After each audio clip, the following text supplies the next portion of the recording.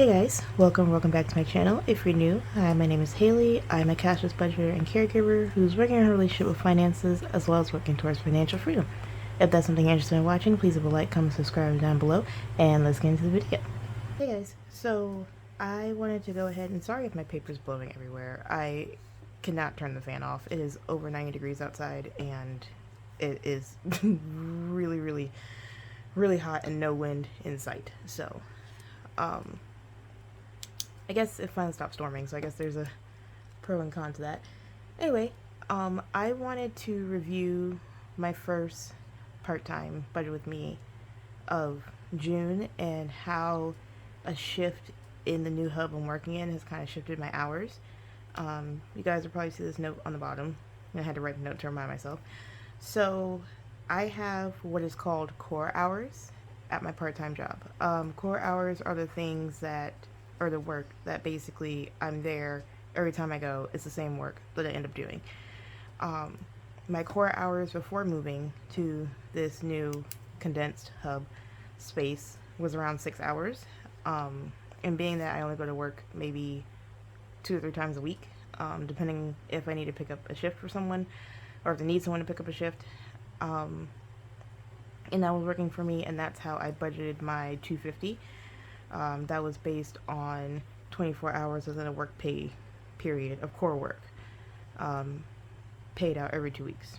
And then, of course, took into account taxes and Roth retirement savings and any other deductions. I don't have insurance or stuff through part-time, so my deductions are mostly taxes based. Anyway, with this shift down in core hours, meaning I have gone from having a 6-hour shift to a minimum of at least 4 hours. And at that point, I have now shifted down to 16 hours of core hours. Now, that does not mean I can't pick up other work or have another function in addition to my core work, which is something I went to my directors about, and we ended up talking about it and make it worthwhile for me to travel to this new hub. 4 hours twice a week was just not going to cut it. So what I've done is I have had prep work added to my core work, which that prep work takes about 2 hours, give or take.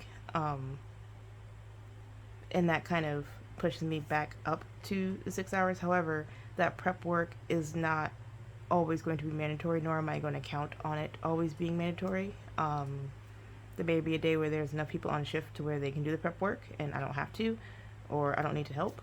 So what I've decided to do is to shift down my budget number from 250 to 150, and that 150 is based on what would potentially be left post-tax and after retirement is taken out in my check based on 16 core hours of work. Will it most likely be higher? Yes, but I like to budget based on a bare minimum so that any extra could then be reallocated as I like to see fit. So with that changing down to 150, I also have not chosen a specific number to go towards my student loans as extra payment.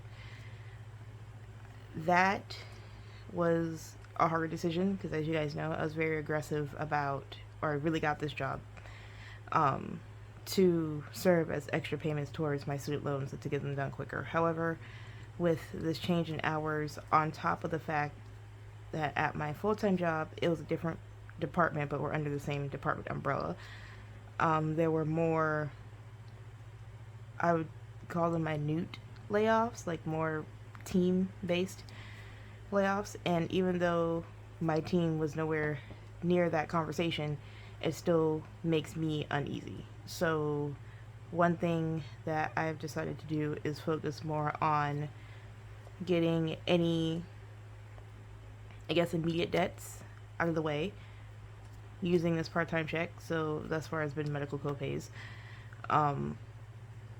I've also decided to put more towards my emergency fund, or use my part-time focus instead of focusing on student loans. Have it focus more so on filling my emergency fund, and that there's extra, and I can make extra payment on my student loans and do so. And 3, with this hub being farther than where we originally were, I am also adding more to car maintenance because I'm using my car more often now and going further distances. So, and from previous conversation, I am now focusing on my smallest student loan, my Stafford loan. If I can get that paid off before repayment for my larger loan starts, that'd be fantastic. But again, I have to understand the situation I'm in and shifting foci a bit. So whatever I can put towards it, try to get it as low as possible before interest starts in January. As of right now, the date is between January and February, so of 2026. Alright, so you guys won't see a budget number here for student loans. I'll still keep that under debts though. And then for my bills, tithes is always going to be taken off the top. Necessary. I've added my emergency fund and car maintenance as budget lines, or as bills, instead of sinking funds, because no matter what check I get, something is going to be going towards emergency fund and car.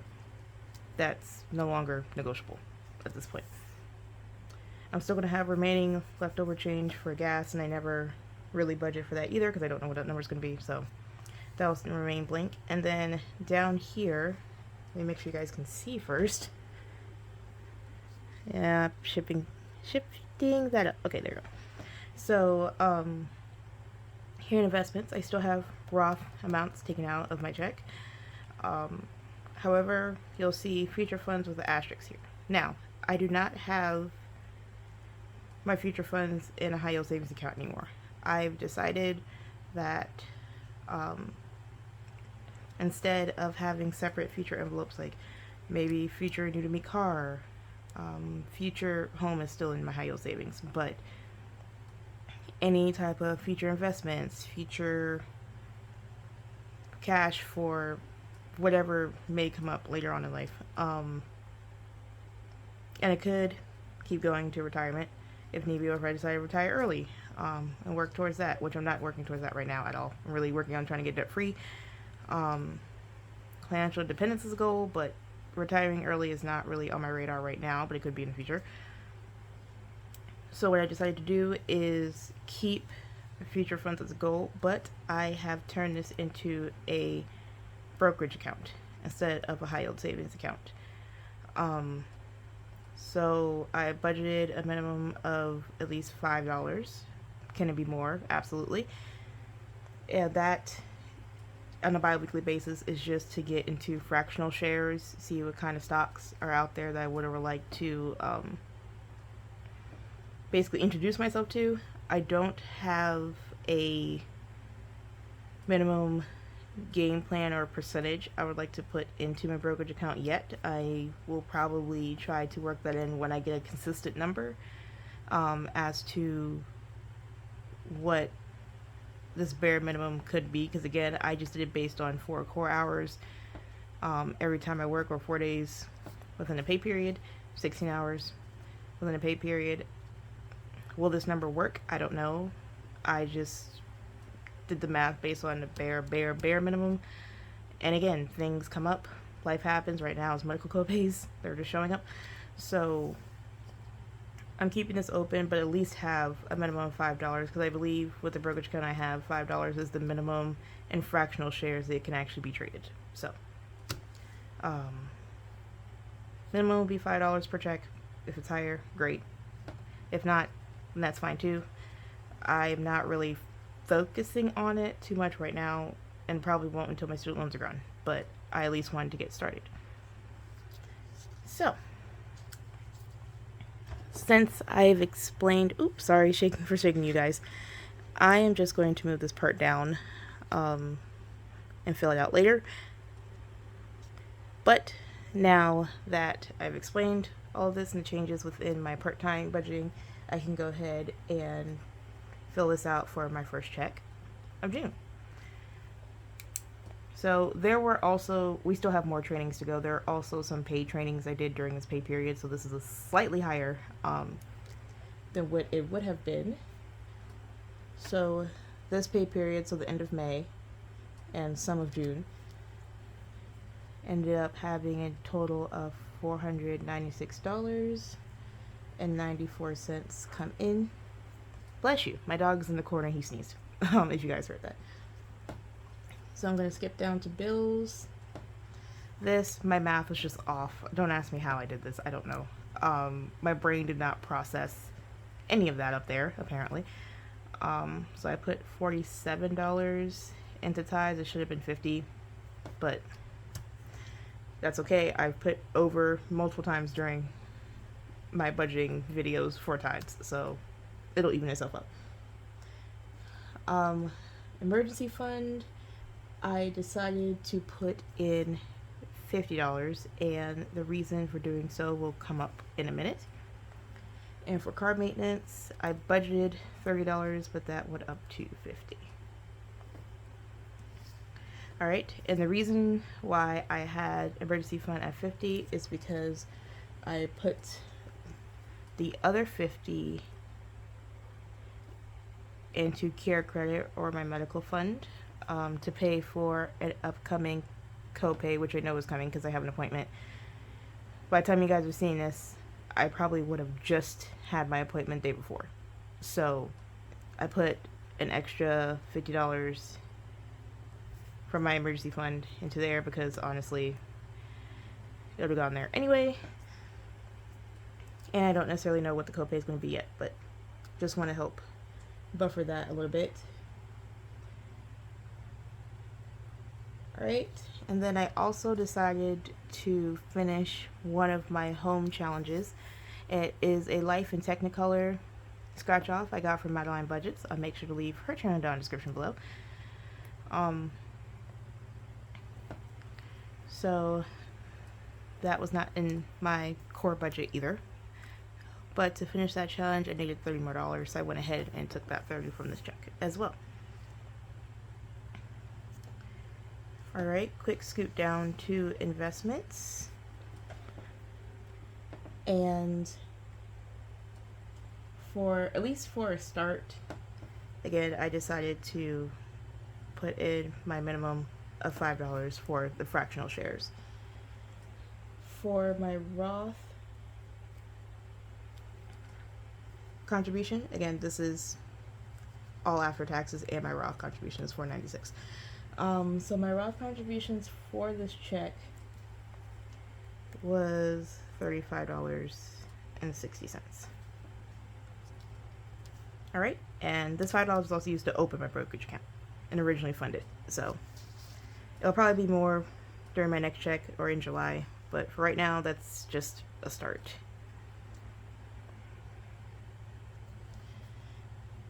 Alright, and then I had rollover left over to go towards my student loans. Depending on how much I actually bring in, I will try to keep at least $100 to $200 as extra payment going towards my student loan. Will I be able to budget that number 100% now? No.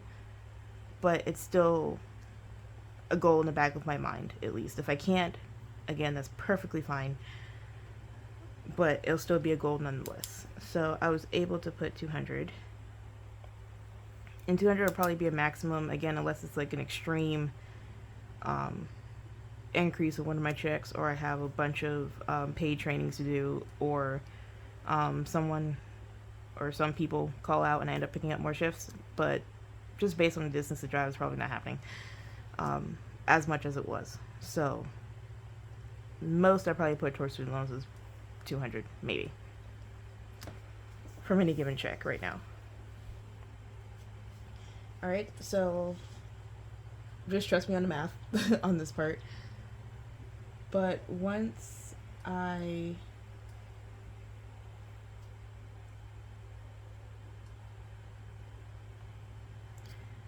hold on, guys, I actually just caught a mistake. So even though I just said trust me on the math, don't trust me on the math.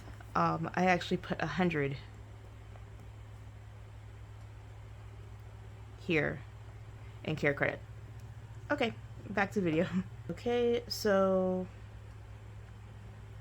after rechecking my math and fixing my mistake up here, I had a rollover amount of $14 in that 94 cents that I just kept in my account.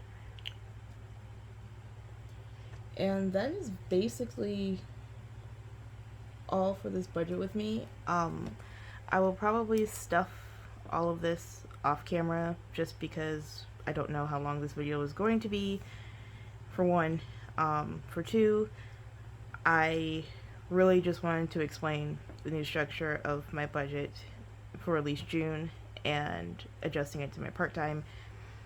Will this work out? I don't know. I'm giving it a shot, at least for this month and probably July. If I feel as though it's not working out, then you know, this is part of personal finance and we just readjust and keep trucking.